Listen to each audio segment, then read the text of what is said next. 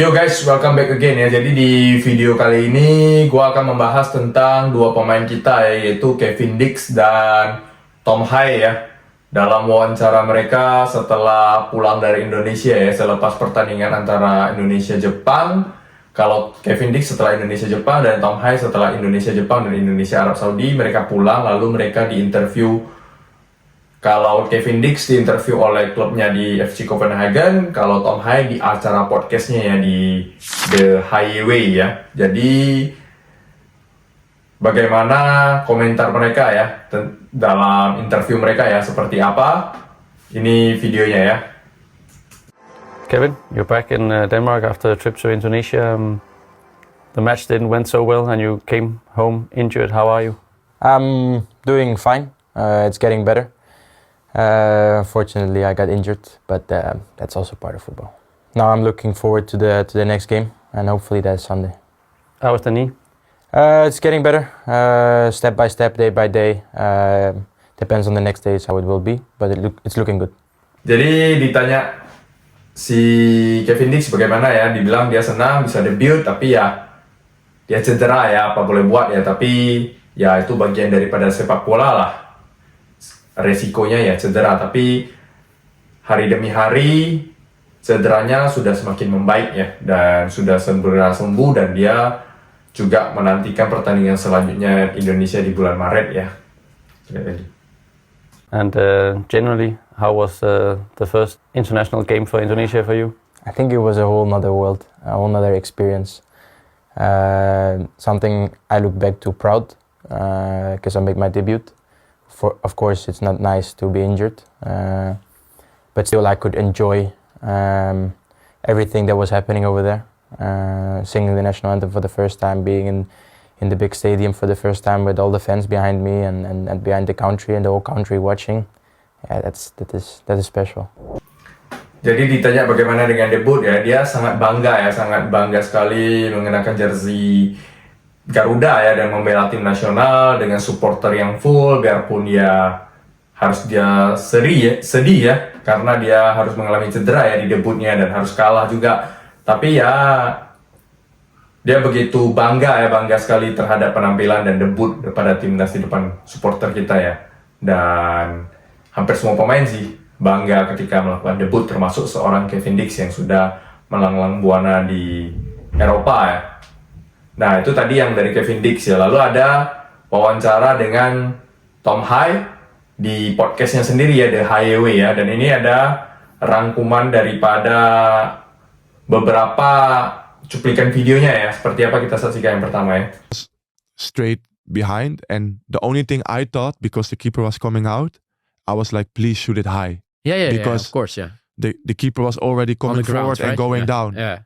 So that was the only thing in my mind. But then for him to finish like this, What I a think chip. it's more like natural instinct. Yeah. Yeah, of course. Yeah. Yeah, so yeah, in this moment, of course, he showed a lot of quality, and it was amazing. But Jadi itu tadi ketika ditanya sama temannya ya di podcastnya di The Highway ya, ditanya mengenai gol kedua daripada seorang Marcelino Ferdinand ya, dibilangnya bahwasannya dia sebenarnya tepat di belakang daripada seorang Marcelino ya, ini yang gol kedua ya. Lalu dia menendang, kena ke kiper, tapi ya memang bolanya balik ke kakinya, memang sudah ibaratnya sudah takdirnya lah jatuh di kakinya, dan dia pas di belakang itu dia dalam hati berpikir, ayo Lino tendang yang tinggi ya, supaya jangan kena dicegat oleh kiper ya, karena kiper sudah mencoba menerkam ke depan ya. Kalau dia nggak segera membuang bola tersebut, bisa-bisa ataupun dia sembarangan tendang asalkan keras, itu bisa kena ke kiper dan nggak jadi gol. Tapi dia berharap semoga Lino nyepaknya ke angka, dan ternyata Marcelino malah lebih luar biasa ya, dia mencip bola tersebut ya, dicongkel sedikit, jadi dia bolanya dicip gitu ya. Itu lebih luar biasa. Jadi bagi dia itu, waduh, itu luar biasa ya, itu natural insting ya, itu insting yang luar biasa daripada seorang pemain ya, pemain yang punya quality ya. Ini kata-kata ini muncul dari seorang Tom Hai yang mengatakan bahwa Marcelino punya quality, itu natural instinct ya. Jadi akhirnya menjadi 2 gol dan satu tim itu menjadi lebih lega lah setelah unggul 2-0. Jadi seorang Tom Hai saja memuji seorang Marcelino ya, luar biasa sekali ya. Lalu ini ada lagi yang di interview lagi ya, kita lihat seperti apa ya. it's hard to say because they had some big names, of course, a lot of guys playing in the Premier League or in other big leagues. For me, actually, it was more impressive to see how the team operates because I actually think they make each other better, and this is the main, I think, the main quality of a good team. Ini tentang pertanyaan daripada si temannya yang interview ya, tentang bagaimana kira-kira dengan timnas Jepang ketika sebelum menghadapi, apakah setelah menghadapi Jepang itu ada pemain yang membuat Tom Haye itu impresif, maksudnya membuat Tom Haye itu terpesona ya dengan permainan daripada Jepang itu, apakah ada pemain seperti itu. Dan dulu Tom Haye mengatakan bahwasanya ya pemain Jepang memang hebat-hebat, banyak pemain di Liga Inggris atau liga-liga besar dunia ya, tapi yang membuat dia terkejut itu adalah yang terkesima itu ibaratnya permainan Jepang ini luar biasa kompak ya. Jadi bukan satu pemain yang menonjol, tapi semua secara keseluruhan, secara tim itu yang membuat pemain menonjol. Jadi pemain biasa pun kalau dimainkan di situ dengan sistem yang ada itu akan memberikan penampilan yang terbaik. Jadi tim itu membuat seorang pemain itu lebih berkembang, bukan individu yang berkembang ya, tetapi secara tim, karena timnya bagus, jadi individu-individunya pun nampaknya semua makin bagus gitu loh. Jadi ini yang luar biasa daripada timnas Jepang. Ini diakui sendiri oleh Tom Haye ya. Jadi semoga kedepannya ya wajar aja karena Jepang sudah berkumpul lama dari 2018 ya, sedangkan timnas Indonesia baru-baru. Jadi semoga kedepannya ini menjadi pembelajaran ya bagi timnas Indonesia, baik pemain yang senior maupun yang muda, khususnya yang mendapatkan pelajaran ketika bertanding melawan Jepang itu mendapatkan pelajaran sehingga kedepannya Indonesia makin kompak dan kalau bisa bermain seperti Jepang ya, secara kolektif ya, secara tim gitu loh. Kita harapannya kita semua ya. Jadi itu pembelajaran juga ya. Ini langsung dari seorang Tom Haye lagi ya. Jadi ada lagi, kita dengar lagi ya, apa interview daripada seorang Tom Haye. So much respect for someone who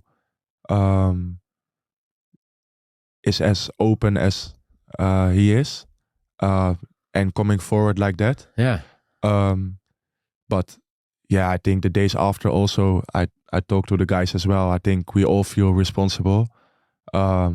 Like I said to them, for me, it's always an honor to represent the country. I'm really proud every time I'm on the pitch and wearing the jersey. Yeah. And I'm really dedicated to the development of the football in Indonesia. And now on short term, we have the goal to reach the World Cup. Jadi ini ditanya mengenai Erick Thohir ya, yang setelah habis pertandingan Jepang itu masuk ke ruang ganti lalu tegas bilang kalau tidak di satu proyek ini dia siap mundur gitu ya. Bagaimana tanggapan Tom Haye yang saat itu berada di ruang ganti juga gitu ketika ditanya sama temannya. Jadi Tom Haye mengatakan bahwasanya dia sangat respect pada Erick Thohir ya, dia berani bertanggung jawab dan langsung to the point gitu. Dia sangat suka orang yang terbuka yang bisa to the point, tapi bagi dia ini semua tanggung jawab bersama ya, baik itu pelatih, pemain, asisten pelatih, semua lah. Karena kita bersama-sama dan mereka yakin akhirnya bersatu tim ini menjadi kompak dan mereka yakin bahwasannya ya kita harus mencapai. Dia pun sangat bangga setiap kali memakai jersey dari tim nasional Indonesia karena dia sangat bangga dengan Indonesia. Jadi dia yakin bahwasannya kita untuk mencapai target itu kita harus bekerja sama dan semoga dengan target jarak dekat kita yaitu Piala Dunia 2006 bisa tercapai ya, dan untuk jarak jauhnya dia akan selalu mendedikasikan hidupnya untuk sepak bola khususnya di Indonesia juga ya. Jadi ini nampak seorang jiwa nasionalisme daripada seorang Tom Haye yang tidak usah diragukan lagi lah, sudah luar biasa ya. Lalu kita lihat lagi apa yang dikatakan Tom Haye di interviewnya ya. The circle, Yeah. in the middle of the pitch. And they play Tanah Airku. It's like, it's a beautiful song. What is it about? It's about the love and pride for the country. So yeah, actually, if you win or lose, it doesn't matter. We still gather around, and the whole stadium puts the light up. Oh wow. And Jadi ini dibahas ketika setelah pertandingan Arab Saudi ya, apa yang terjadi ya, karena kita menang 2-0 di situ. Jadi Tom Haye mengatakan bahwasanya ya atmosfer stadium luar biasa, mereka berkumpul menyanyikan lagu Tanah Airku ya seperti biasa ya, itu sebuah seremoni yang sudah selalu dilakukan ya, sakral ya, momen sakral ya. Jadi stadium semua menghidupkan nyala HP gitu, lalu mereka nyanyi Tanah Airku, ditanya apa artinya, ini tentang cinta dan kebanggaan terhadap Indonesia katanya. Jadi bagi dia sebenarnya Indonesia ketika menang maupun kalah itu sama ya, hampir sama atmosfernya karena lagu itu tetap diputar. Yang bedanya ketika lawan Jepang mereka mungkin agak sedih ya, tetapi seremoni dan kegiatan itu tetap dilakukan, yaitu nyanyi lagu Indonesia Tanah Airku. Tapi ketika menang melawan Arab Saudi sama juga, apa yang dilakukan itu sama, hanya saja bedanya ketika melawan Arab Saudi ya dengan rasa lebih bahagia gitu loh. Dan setelah itu pun Tom Hai mengatakan bahwasanya dia tidak bisa lama-lama ya, karena yang seperti cerita di podcastnya The Highway ini, sebelum pertandingan melawan Arab Saudi itu dia didapat telepon dari pacarnya di Belanda ya, pacarnya sakit, jadi dia sedikit kepikiran lah gitu, karena itu tengah malam di Belanda, pacarnya menelepon dan sakit, tapi dia akhirnya disuruh sama pacarnya untuk fokus ke pertandingan dan akhirnya dia bisa menyelesaikan pertandingan. Jadi luar biasa juga pengorbanan daripada seorang Tom Hai ya, dan seluruh jajaran pemain timnas lah, kita harus apresiasi. Dan bagi teman-teman yang belum nonton podcastnya Tom Hai, silakan dicek di The Highway ya.